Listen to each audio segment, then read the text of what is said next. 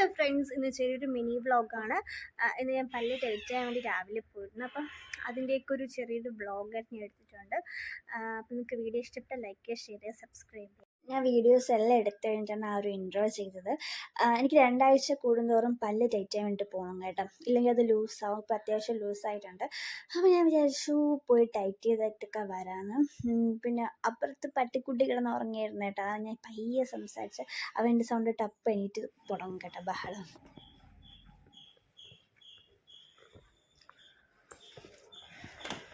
Guys, അപ്പം ഇന്ന് രേഷ്മ വരുമെന്ന് പറഞ്ഞിട്ടുണ്ടായിരുന്നു. അവൾക്ക് എന്തോ സർട്ടിഫിക്കറ്റ് എന്തോ വാങ്ങാൻ വേണ്ടി പോകണം. അപ്പം എൻ്റെ അടുത്ത് ഫ്രീ ആണോ എന്ന് ചോദിച്ചു. ഞാൻ ഫ്രീ ആണെന്ന് പറഞ്ഞു. അപ്പം അവൾ അരുവിക്കൽ നിൽപ്പുണ്ട്. അപ്പം അവളെ ഇനി പോയി വിളിക്കണം.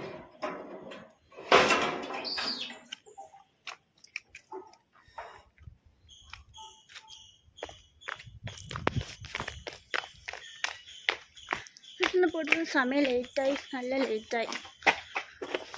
പോയിട്ട് വരാം.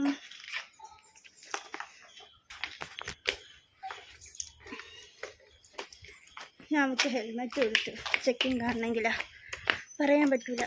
ഇപ്പോൾ ഫുൾ ചെക്കിങ് ആണ്. അതുകൊണ്ട് ഞാൻ ഹെൽമെറ്റും കൂടിയിട്ട് എടുത്ത് അവർക്ക് വേണ്ടി. അപ്പോൾ നമുക്കിനി പോയിട്ട് കാണാം. എന്തായാലും നല്ല ലേറ്റായി. ഞാൻ കറങ്ങി നിന്നു. അതെവിടെ പോയാലും അങ്ങനെ എന്നെ കറങ്ങി നിൽക്കും. ലാസ്റ്റ് അപ്പം കിടന്ന് ഓടും. അപ്പം നമുക്ക് പോയിട്ട് വരാം. ഞാൻ പോയപ്പോഴത്തേക്കും രേഷ്മ അരുവിക്കലുണ്ടായിരുന്നു. ഞാൻ അവളെ വിളിച്ചിട്ട് നേരെ ഹോസ്പിറ്റലിൽ പോയപ്പോഴത്തേക്കും നല്ല തിരക്കായിരുന്നു. രാവിലെ പോയിട്ടുണ്ടെങ്കിൽ ഇത്രയും തിരക്ക് കാണൂലായിരുന്നു. കുറേ സമയം അവിടെ ഇരുന്ന്.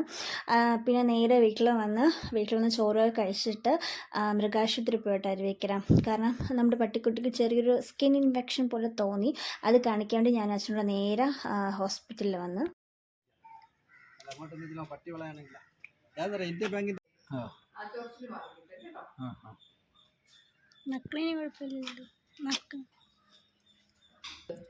ഒരു നേരോ 3 ml.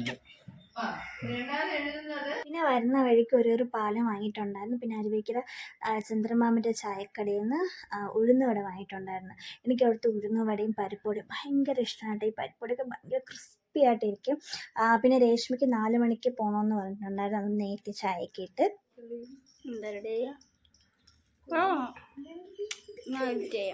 നീ എന്നെ മുഖം കാണിക്കണ്ട.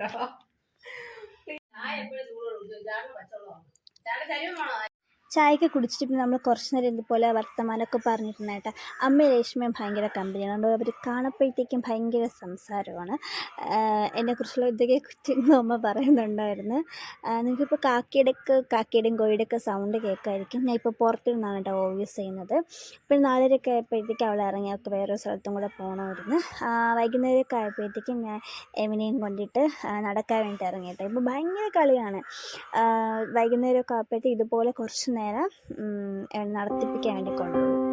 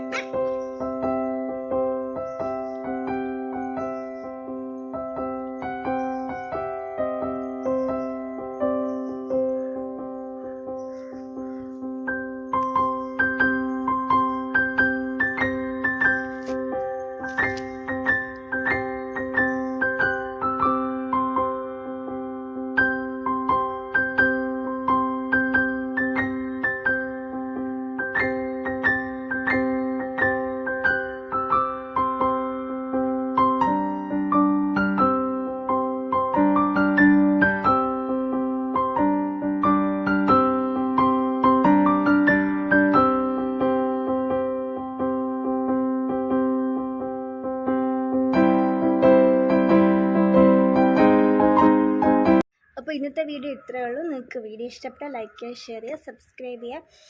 പിന്നെന്താ, ഒരു കുഞ്ഞു വ്ളോഗാണ് കേട്ടോ, മിനി വ്ളോഗ്.